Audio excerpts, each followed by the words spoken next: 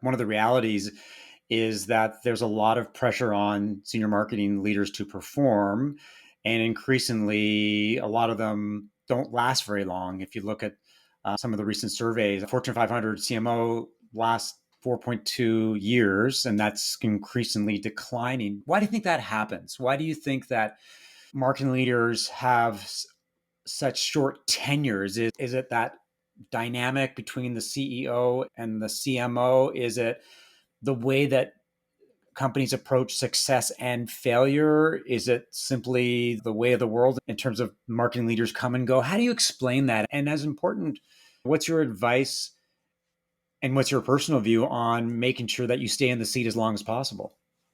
That is a loaded question, I would say. Where I've seen my own marketing leaders and turnover happen is usually from lack of alignment with the sales team more than anything, and then ultimately the CEO.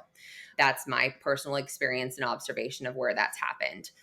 As far as why that is, I think I'd be remiss to also bring up that marketing is an area of business executive roles that women occupy more frequently than men. And I do think that there is some element of that, but that could be a whole other wormhole there. So I'll leave that where it lays.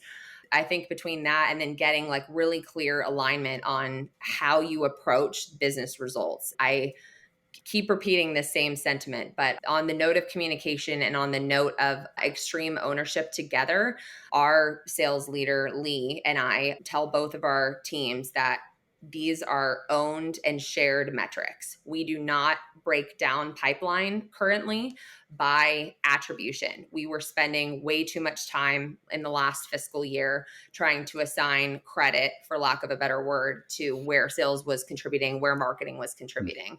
That's not the world that we're in right now. And we need to focus on ultimately bookings and how that's going to influence AR together and think about all of the metrics that lead to that point. And so it's working together to ensure that we have the pipeline coverage to get us ultimately to those top line goals and focusing less on credit and attribution and more on what's working and how we're working together. I think anyone that's been in a sales and marketing seat understands that that line is not always clear.